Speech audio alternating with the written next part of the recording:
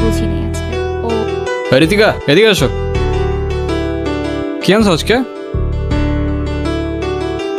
এই প্রতিদিন তো পিঠা খাইতে ভালো লাগে না, তোর ভালো লাগে? না ভাই।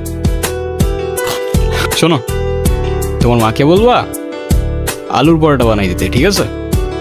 আচ্ছা ঠিক আছে, যাও।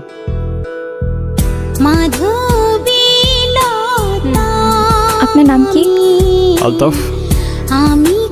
দেখেন, আপনি প্রতিদিন আমার পিছু করেন, আমার এটা খুব খারাপ লাগে। প্লিজ এটা আর করেন না, আমার বাবা জানলে আমার অনেক প্রবলেম হবে।